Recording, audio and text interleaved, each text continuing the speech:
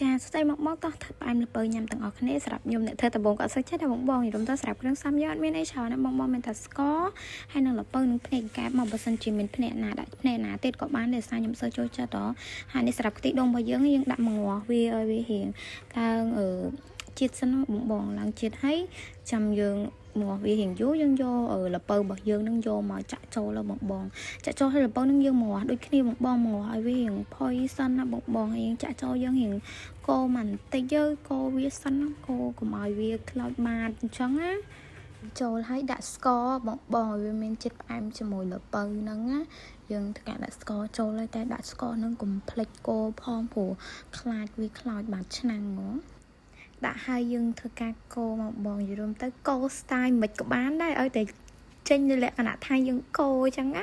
បន្ទាប់ពីធ្វើការកូរហើយនេះកុំឲ្យបងភ្លេចមុខអ្នកធ្វើអញ្ចឹងកាច់រៀងថាខ្លួនឯងអាចធ្វើផ្អែមលពៅបានមើលទៅលពៅយើងក៏វារៀងលយល្អដែរឡើយយើងដាក់ភ្នែកកែបចូលទៅឲ្យវារៀងរីកសិនណាតែបងភ្នែកកែបហ្នឹងមុនដាក់ហ្នឹងត្រូវត្រាំទឹកឲ្យវារីកសិនណាបងកុំភ្លេចត្រាំទឹកតែត្រាំទឹកអត់រីកចប់ដែរ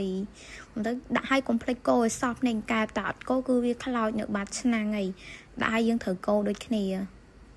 ខ្ញុំទៅសម្រាប់ការដាក់ដកគោឆៅនេះតាមចំណងចំណូលចិត្តបងឲ្យសម្រាប់ខ្ញុំចូលចិត្តខ្ទិះច្រើនអញ្ចឹងខ្ញុំធ្វើការដាក់ទឹកដកគោឆៅថែមកំប៉ុងទៀតដល់បងឲ្យមានរសជាតិឈ្ងុយហើយ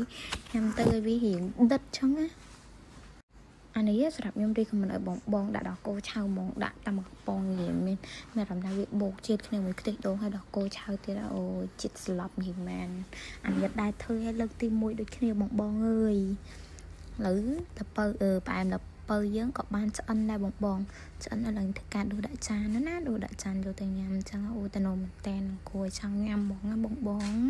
ឧស្សាហ៍ធ្វើសិនបងលើកដំបងដូចគ្នាបងទៅតើយើងធ្វើឲ្យលោកបានញ៉ាំណាបងអូយមើលផ្សាយយើងនៅក្តៅហ្នឹងឡើយហ្នឹងលើកផ្លុំនៅសារវានៅក្តៅបងនឹងធ្វើការភ្លក់វាចង់ដឹងថាវាឆ្ងាញ់ប៉ុណ្ណាអញ្ចឹងស្នាដៃលើកដំបងដូចគ្នាបងអើយ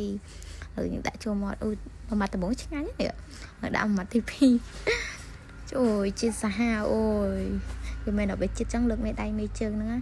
ដល់ពេលមកតបឲ្យគឺវានឹកស្មានថាខ្លួនឯងអាចធ្វើផ្អែមបានញ៉ាំបានណានិយាយមែនអូយសំសារខ្លួនឯងមួយមានអ្នកសើខ្លួនឯងមកបងអើយនឹងធ្វើមិនបាច់ទេយើងអាចធ្វើផ្អែមបានញ៉ាំសាហ្មងណា